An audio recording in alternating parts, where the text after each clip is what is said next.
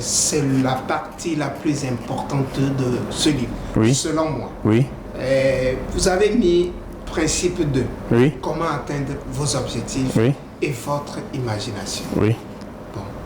Et ce qui m'a amené à dire que c'est la partie la plus importante de votre bouquin. Oui. Et fixer des objectifs est la première étape pour transformer l'invisible en visible. Oui.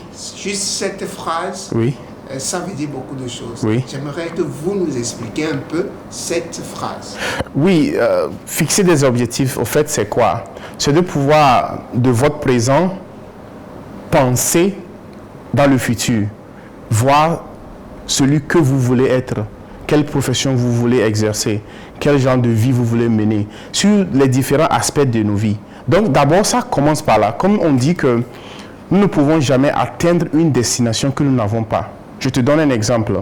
Si le chauffeur de bus qui est à la station, ici à Lomé, sait qu'il doit aller à Niamey,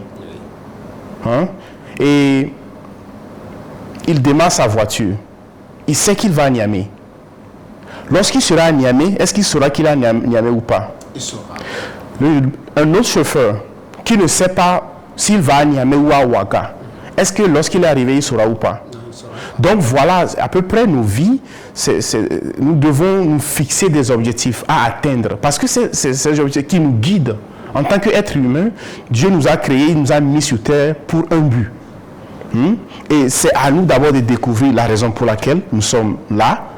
Et de là, fixer des objectifs graduellement qui sont des choses qui sont importantes pour nos vies et graduellement travailler pour aller vers ces objectifs. Parce que sans ça, on se perd. On ne sait pas vraiment ce qu'on veut faire. Soit on va à gauche, soit on va à droite. Donc pour moi, fixer des objectifs, c'est la première étape pour transformer. Il y a combinaison de la foi et de l'applicabilité de la foi ici. Parce que si par exemple je veux faire quelque chose, ça me permet de me fixer l'objectif. Et après maintenant, je dois venir vers mon Dieu. Je dis, Dieu, voilà ce que j'ai dans mon cœur et je veux aller vers ça. Donc de là, il y a beaucoup d'autres choses qui vont commencer par rentrer dans nos vies pour nous amener vers ces objectifs. Ok, maintenant vous avez dit je situe bien pour que les téléspectateurs savent un peu où aillent chercher votre livre pour pouvoir se repérer. Oui. C'est à la page 89. Oui.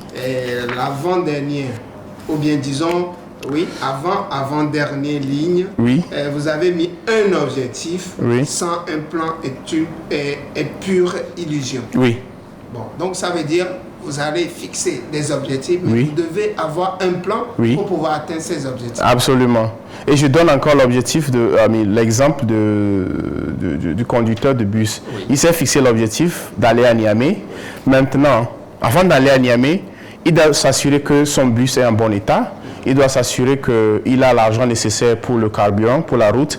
Et puis sur son parcours, il doit avoir des points où il va s'arrêter, peut-être pour se relaxer un peu, acheter du carburant, acheter la nourriture et avancer. Donc, en fait, on peut se fixer des objectifs dans le futur. Mais il y a beaucoup d'autres choses que nous devons faire. Et c'est ça qui rentre dans le plan. Par exemple, si je veux compétir dans une compétition à haut niveau, et je sais bien que pour être footballeur professionnel, je dois beaucoup m'entraîner. Mais si je dis je veux être footballeur professionnel, mais à longueur de journée, je passe ma journée à regarder la télé. J'ai l'objectif, c'est vrai, je l'ai fixé dans ma tête, j'ai dit Dieu, je veux aller là-bas, je veux devenir footballeur professionnel. Maintenant, au lieu d'aller m'entraîner chaque jour, d'aller jouer, ça fait partie du plan, d'aller courir peut-être 2 fois par semaine, 2 fois par jour, ça dépend. Parce que le plan que tu dois mettre en action, parce que nous savons que les professionnels, ils ont un régime où ils suivent pour jouer à ce niveau. Donc c'est la même chose, nous devons avoir un plan organisé pour pouvoir atteindre l'objectif. Sinon, c'est de l'illusion. Sinon, tu peux passer toute la journée à te fixer des objectifs. Tant que tu n'as pas un plan, et que tu vas mettre à exécution, ben, je suis désolé, mais l'objectif demeurera toujours l'objectif. Essuyez-vous le visage. Si je remarque bien, un des problèmes que nous avons ici en Afrique, c'est que nous nous fixons des objectifs, mais on n'arrive pas à accompagner ces objectifs-là d'un plan. Oui. C'est ça le problème des Africains. Bon, je ne vais pas généraliser ça, mais je crois souvent c'est ça. Nous avons en tête une idée générale de ce que nous voulons faire. Mais nous ne sommes jamais rentrés en profondeur pour avoir un plan d'action pour pouvoir les atteindre. Donc c'est ce que moi j'ai appris et que je veux bien partager avec les gens, que l'objectif c'est bien, mais le plan et l'action, c'est les ingrédients qui vont rentrer dans ça. Donc chacun peut définir ses objectifs. Et sans le plan et vraiment commencer à appliquer son plan, ils ne peuvent jamais atteindre ses objectifs. Une question toute simple, Oui, mais à ma foi bête, mais importante. oui. Comment vous vous sentez quand vous devez aborder ou bien porter la tenue Oui. des forces armées américaines? Bon, d'abord, chaque fois que tu portes ça, moi, personnellement, c'est l'humilité qui me remplit parce que je me dis, qui aurait imaginé? Qui aurait imaginé? Et encore, je le dis, je ne suis pas le seul à le faire. Il y a beaucoup de Togolais et qui font d'excellent travail. On se connaît. Et les Togolais sont connus pour leur assiduité, leur ponctualité, le travail bien fait. Moi, j'ai décidé seulement d'en parler. Mais il y a les gens qui faisaient ça avant moi et les gens qui vont faire ça après moi, de nos compatriotes. Donc, vraiment, c'est un sentiment de fierté et d'humilité que nous aussi, nous avons quitté un pays et maintenant, nous représentons les États-Unis sur divers plans. Donc, vraiment, c'est impressionnant à la fois et c'est un sentiment de fierté que nous aussi, nous avons pu faire quelque chose et que demain, on peut en parler à ceux qui vont venir après nous. Mais est-ce que vous, à un moment donné, vous ne vous sentez pas perdu? Est-ce que vous vous sentez toutefois, au même moment, être Togolais et après, vous vous sentez en même temps être Américain? Oui, je suis Togolais 100%, ça je le dis, parce que Mais bon... vous n'êtes plus Togolais 100%. J'ai la nationalité américaine, oui, mais je dis je suis Togolais parce que je pense Togolais, j'agis Togolais dans toutes mes manières et les gens le savent. Et c'est ça même qui fait ma particularité là où je suis. Parce qu'ils savent que je ne suis pas né aux États-Unis. Donc ma façon de faire les choses peut être un peu plus différente et des fois c'est un avantage pour moi parce qu'ils savent que s'ils te confient un travail, tu vas le faire. Tu n'es pas comme les autres, peut-être qui ont d'autres lacunes, mais ils savent que nous, on est sérieux. Parce qu'on ne peut pas quitter nos pays, venir entrer dans leur armée pour faire du n'importe quoi. Donc souvent, c'est les gens qui veulent exceller en quelque chose, qui rejoignent leur force. Donc, bon, j'ai la nationalité, je travaille pour le gouvernement et tout ça là, mais dans mon cœur, je suis toujours Togolais. Ok. Donc, nous allons revenir toujours à votre œuvre. Oui. Vous avez parlé aussi, on a les objectifs, on a le plan d'action, Oui. mais il arrive qu'on se heurte à des difficultés. Oui. Vous les avez appelés affronter les revers. Oui. Ce sont les revers. Oui. Et comment avoir ce courage pour affronter les revers? Comment vous faites, vous particulièrement? Quelque part, j'ai lu que beaucoup pensent que le courage, c'est l'absence de la peur. C'est pas ça. En fait, le courage, c'est de savoir que peut-être vous n'allez pas réussir et toujours continuer. C'est ça le courage. Et c'est la définition que moi j'ai lue qui m'a vraiment marqué. Parce que rien ne nous est garanti que ce que nous faisons va marcher. Mais est-ce que c'est une raison pour dire je ne vais plus le faire? Tant que vous êtes vivant, pourquoi ne pas réessayer? Amine, vous êtes vivant, il faut réessayer, c'est tout. Si aujourd'hui ça n'a pas marché, vous êtes vivant, il faut réessayer. Si demain, après-demain, ça n'a pas marché, réessayez. Peut-être vous pouvez changer ce que vous faites et faites quelque chose d'autre. Mais ayez toujours ce désir de réessayer tant que vous êtes vivant. Ok. Nous allons continuer. Je crois que nous tendons vers la fin de cet entretien. Oui. Vous avez parlé aussi de la gestion du temps. Oui. Dans votre livre. Oui. La gestion du temps. Oui. Est-ce que vous pensez que ici au Togo, nous arrivons à mettre en bon escient ou bien à gérer en bon escient nos temps? La gestion du temps. Chaque jour a 24 heures. Que vous soyez l'homme le plus riche de la planète ou l'homme le plus pauvre. Chaque jour a 24 heures. Donc, votre vie est l'addition de tout ce que vous faites par jour. C'est-à-dire, vous prenez une année, vous passez 24 heures par jour, 7 jours par semaine, 30 ou 31 jours, dépendant du mois. Donc, ce que vous faites à répétition, c'est ça qui va se multiplier dans le futur. Donc, je parle souvent de la télévision et les réseaux sociaux. c'est des distractions massives. C'est bon pour se relaxer, mais dès que la télévision ou les réseaux sociaux prennent le dessus de nos calendriers, un petit travail qui devait nous prendre peut-être 30 minutes à le faire, on est là à regarder un feuilleton de 45 minutes. Un petit truc que nous pouvons faire dans 10 minutes, on est là à voir les messages que les gens nous ont envoyés sur WhatsApp, qui n'ont des fois rien à voir avec nos vies. Donc, nous devons gérer ce temps. Si tu sais que tu es un adulte, tu n'es pas là où tu es, et que tu veux peut-être te réorienter dans le futur, mais tu sais peut-être que tu as besoin de l'éducation, les cours du soir, pour avancer. Donc, si tu reviens, au lieu de te distraire avec les télévisions à routine de journée, tu peux aller t'inscrire et utiliser ce temps-là pour étudier un peu plus dans le domaine où tu veux évoluer. Donc, tu peux réorganiser un peu tes priorités après le travail, si tu en as un maintenant, et voir comment tu gères ton temps pour savoir si tu avances dans la direction de ce que tu veux faire. Donc, si tu es étudiant, et après les classes, tu dois étudier, et après les études, tu dois te cultiver. Aujourd'hui, l'éducation n'est plus de s'asseoir dans les classes pour l'éduquer. L'éducation aujourd'hui est à la portée de nos mains, dans nos téléphones. Nous avons les informations. Je sais que l'Internet coûte cher, ici, spécialement en Afrique, mais nous pouvons utiliser ces moteurs de recherche tels que Google, YouTube, pour s'éduquer, s'informer. Et moi, je te dis, si tu lis un article dans un domaine bien donné, que tu veux être, soit tu veux être le meilleur journaliste au monde, tu peux regarder dans le passé un journaliste célèbre qui devient ton modèle. Tu vois sa façon dont il présente le journal. Tu vois sa façon dont il fait ses interviews. Donc, tu le regardes à longueur de journée. Donc, au lieu d'utiliser ton méga pour les statuts des gens, tu utilises ça sur YouTube et tu vois ce journaliste à longueur de journée. Nous apprenons parce que nous voyons. Et de là, c'est valable dans tous les domaines. Tout le monde dans son domaine doit avoir quelqu'un comme modèle à suivre. Si tu aimes un prédicateur qui te fascine par sa présentation, il faut bien l'observer, il faut bien le regarder, voir comment il fait ses présentations. Si tu es caméraman, bon, il n'y a pas de limite vraiment. Il n'y a rien de nouveau que nous faisons actuellement.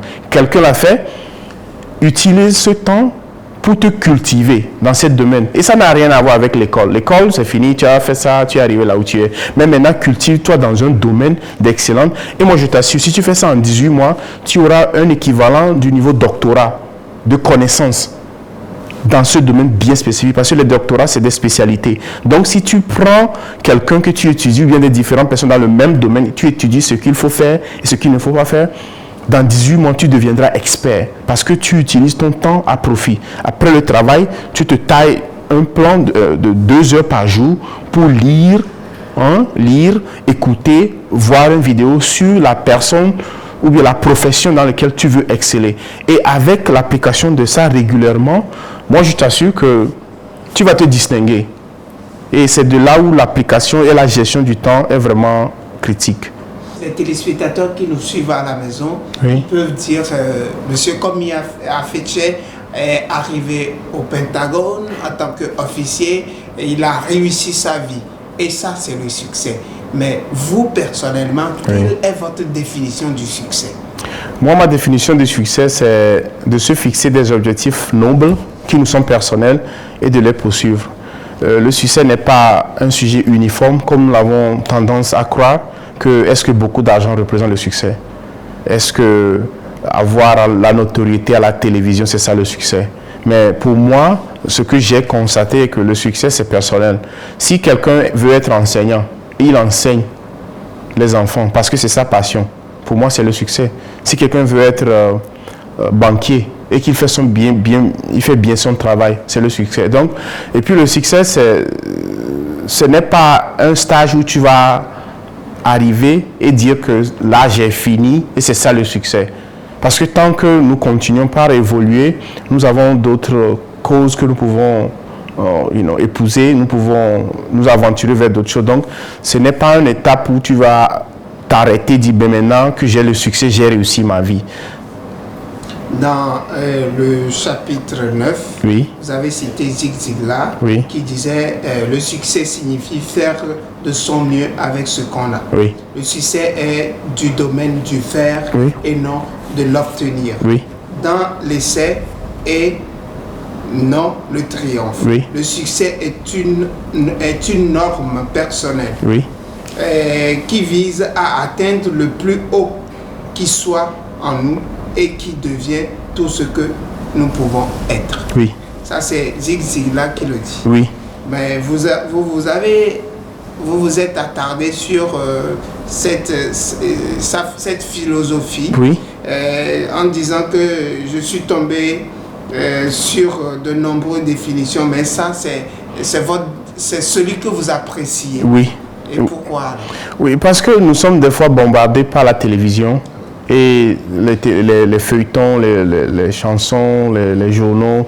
Et ils essaient de nous dire que si vous n'avez pas une grande maison avec 12 chambres, vous n'avez pas réussi votre vie. Si vous n'avez pas cette voiture ou 20 fois ceci, vous n'avez pas réussi votre vie. Ce qui est faux, parce que nous savons tous que nous ne pouvons pas tous avoir ces choses-là. Hein? Et ça ne veut pas dire que nous avons échoué nos vies. Donc, pour moi, c'est cette définition qui me va le plus parce que ça reflète un peu aussi ma façon de voir les choses. Je ne suis en compétition avec personne et je crois que c'est ce que les gens doivent réaliser. Tout le monde est de la création, car nous sommes des créatures de Dieu. Et il ne faut pas compétir. Il faut créer ta vie, créer ton propre bonheur, créer les choses qui sont importantes pour toi et aller dans la direction de ces choses-là. Mais tant que tu seras dans la compétition que je dois faire ceci pour montrer à la personne là que j'ai ça, ou bien je dois atteindre cette position, comme ça les gens vont me considérer comme j'ai du succès, alors là nous serons toujours malheureux. Et c'est pour cela que j'ai beaucoup aimé la définition que Zig Ziglar a donnée ça. Je fais le peu que je peux au moment là où je suis, avec les moyens que j'ai. Et je dis ça parce que je connais des Togolais à l'étranger qui sont riches, je dis riches, aux États-Unis, qui ont d'excellents travaux, ils sont dans les business, dans les trucs. Et ça ne veut pas dire que je veux forcément être comme eux. Mais moi, j'ai trouvé ma passion. J'ai trouvé ce que je fais. Donc, pour moi, j'en suis fier. Je suis reconnaissant à Dieu. Eux aussi, c'est leur mesure d'avoir leur succès. Moi aussi, c'est le mien. Donc, bref, c'est ce que je partage et que j'ai essayé de mentionner dans le chapitre là. Monsieur Afetié, vous avez parlé aussi des finances. Oui. Est-ce que vous, comme vous l'avez dit, vous êtes arrivé à un niveau où l'aisance financière ça coule seulement sur vous? Vous savez, l'indépendance financière, c'est quoi? À ma définition, c'est de pouvoir aux besoins de soi et de sa famille. C'est là où moi je définis. Tant que nous avons les moyens de couvrir nos dépenses et de venir en aide aux gens que nous voulons bien, pour moi, c'est ça la définition des finances réussies. Pour quelqu'un, ça peut être avoir des millions et d'être millionnaire en banque, mais pour moi encore, je ne sais pas, ce n'est pas ça que je valorise. Si je peux subvenir à mes besoins, ceux de ma famille, et aider un peu ceux qui sont autour de moi à aussi faire la même chose, pour moi, c'est ça l'indépendance financière. Ok, vous avez parlé aussi du pardon. Oui. Et j'ai une phrase ici qui me fait réfléchir depuis que je l'ai lu. Garder rancune contre quelqu'un fait de vous un prisonnier de cette personne. Oui. Ça, c'est la première phrase de cette partie. Oui. Et comment est-ce que garder rancune contre quelqu'un fait de vous un prisonnier? Par exemple, si toi et moi on se dispute et je t'ai offensé, donc tu es fâché contre moi. Bon, moi j'étais offensé, peut-être je n'ai même pas pris ça en compte et je suis parti. Mais toi, tu as gardé rancune contre moi. À chaque fois qu'on dit commis, tu te rappelles de ce que je t'ai fait. Et partout où mon nom sera prononcé, tu te sens toujours blessé par ce que je t'ai fait. Donc, à un moment donné, tu es mon prisonnier. Parce que moi, j'ai oublié même l'incident, parce que je m'en fous. Mais toi, tu vas parler de ça à longueur de journée. Que commis m'a fait ceci, commis m'a fait cela, commis. Et ça te poisonne.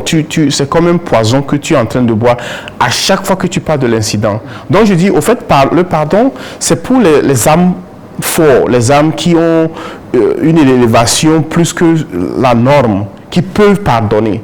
Ce n'est pas donné à tout le monde. Les gens peuvent garder rancune toute une vie.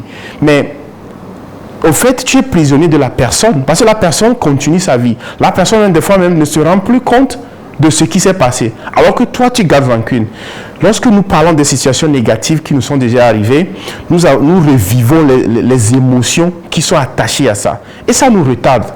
Parce que nous ne pouvons que faire une chose à la fois. Donc, tant que nous choisissons de parler de la haine, de ce qui est arrivé par la faute de la personne là, nous refutons la responsabilité sur nous.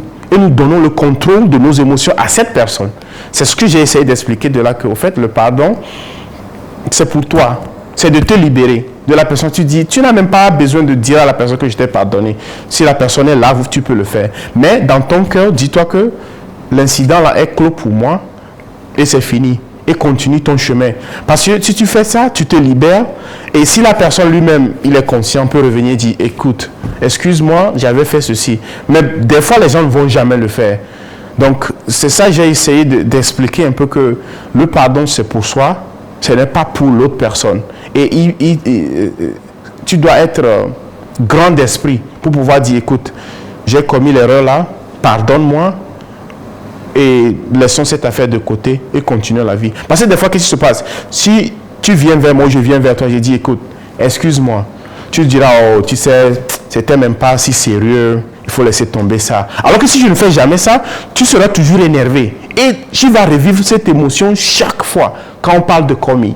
Donc, bref, j'aimerais bien que les gens puissent parcourir ça et voir à peu près aussi quelle est leur conception du pardon. Et de là, on peut avoir la conversation encore. Et là, c'est le côté religieux de Komi Afetié qui parle, ou bien, puisque le thème du pardon a été plusieurs fois énoncé dans la Bible. Oui. Est-ce que c'est votre côté religieux qui parle? Je dirais oui. Religieux, notre personnalité est toujours mélangée. Tous les côtés sont mélangés. Que nous ne voulons pas, ce n'est pas... Des fois, nous avons la tendance de croire qu'en allant à l'église, c'est seulement là où nous devons être religieux. Non.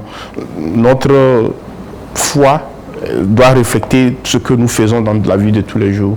Et j'essaie de le pratiquer. Je ne dis pas que je suis parfait, que je suis irréprochable, que je ne commets pas d'erreur, je le fais parce que je suis toujours vivant, humain, mais j'essaie de refléter un peu, retourner en arrière, réparer les torts que j'ai causés, parce que tant que tu vis, tu fais des choses, tu vas toujours marcher sur quelqu'un, tu vas faire quelque chose dans le spur du moment, hein, mais il faut toujours refléter sur soi, il faut toujours t'arrêter à un moment donné, regarder un peu ta vie et voir. Et si tu regardes, tu sais que tu as offensé un ami, une amie, un collègue, un membre de la famille, et le courage de retourner vers la personne, tu dis, écoute, j'ai commis, ou bien j'ai dit ceci, en repensant ça, je crois que je n'ai pas pris la bonne décision. Donc, cet aspect ne doit pas disparaître de nos vies, ou bien laisser ça seulement au dimanche. C'est quelque chose qui doit être constant en nous, pour pouvoir évoluer. Et ça, c'est ça qui nous libère, qui nous donne ce qu'on appelle le bonheur. Ce mot qui, tout le monde se dit, est-ce que tu es heureux? Tu es heureux. Tout ça là rentre dans cette définition. Si nous pouvons combiner tous ces aspects de notre vie, vraiment, on peut vivre une vie, même si on n'a pas les millions, hein, on n'est pas populaire, on n'a pas tout, on a une satisfaction intérieure que Dieu veut que nous ayons sur cette terre, pas seulement partir avant. Donc nous pouvons avoir ça en nous et de là continuer par progresser. Sachant bien que tant que tu es ici sur terre, notre devoir c'est de se chercher, d'aider les autres à se chercher aussi et de continuer cette longue ce séjour sur terre qui ne finit qu'au jour où le Dieu dit, bon voilà, il faut rentrer à la maison. Fidèles amis téléspectateurs, si vous nous prenez en vol, sachez que nous sommes avec notre auteur du jour, M. Komi Afetié, l'officier de l'armée des États-Unis. Il est togolais, il n'est pas américain, mais il s'est nationalisé américain.